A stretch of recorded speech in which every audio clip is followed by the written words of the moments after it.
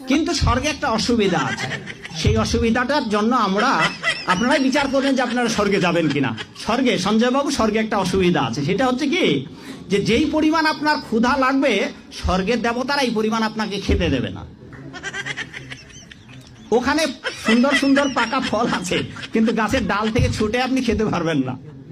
ক্ষুধার ঠেলায় আপনি জল খেতে যাবেন, ওই সরোবরে নদীতে যে স্রোতস্বিনী ধারা আছে ওই জল আপনি হাতে উঠে খেতে পারবেন না। তো ওখানে যারা স্থায়ী দেবতা আছে ওরা যা খাইতে দেবে আপনার তাই খেতে হবে, ফলে স্বর্গীয় শান্তি নেই। জান্নাতের সবচেয়ে বড় বিষয়টা কি? আল্লাহ পাককে আমরা এই চোখ দিয়ে দেখতে পারবো ইনশাআল্লাহ। জান্নাত মানে কি? যা ইচ্ছা তাই করতে পারবেন। জান্নাত মানে কি? আপনি চাচ্ছেন আল্লাহ আমি এখন একটা খামর চাই, শরাব আপনার সামনে হাজির, চিন্তা করার সাথে সাথে। জান্নাত মানে কি? আল্লাহ আমি আপনাকে দেখতে চাই, আল্লাহকে আপনি দেখতে পারবেন। জান্নাত মানে কি?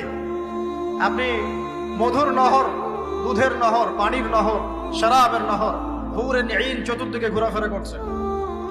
একজন নিম্নমানের জান্নাতি, মানে সবচেয়ে শেষের দিকে যারা জান্নাতে যাবে তাদের সাথেই দুজন করে হুরে নিন, আহাল পরিবার তো আছেই, গিলমান পানপাত্র নিয়ে চারপাশে ঘোরাফেরা করবে। জান্নাত মানে কি? যেখানে যা ইচ্ছা তাই করা যাবে, বলার কেউ নাই, বাধা দেওয়ার কেউ নাই, সেখানে কোনো মৃত্যু নাই, সেখানে কোনো অহেতুক কথাবার্তাও নাই, কোনো গাল গল্প নাই, কোনো মিথ্যা নাই, কষ্টের ক্লেশ মাত্র নাই, থুতু ফেলতে হবে না। জান্নাত মানে থুতু ফেলতে হবে না। জান্নাত মানে হাঁচি হবে না, নাক ঝাড়তে হবে না। জান্নাত মানে ইস্তেঞ্জা, পেশাব পায়খানা করার টেনশন নাই। মানুষ খাবার খাবে, একটা ঢেকুর তুলবে, ব্যাস খাবার হজম হয়ে গেছে।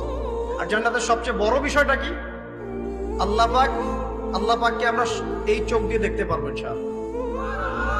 আর তার সমকক্ষ একটা বিষয় হচ্ছে আল্লাহ পাক বলে দিবেন যে আমি তোমাদের সবার উপর সন্তুষ্ট হয়ে গেলাম, যাও কোনোদিন অসন্তুষ্ট হবে। ব্যাস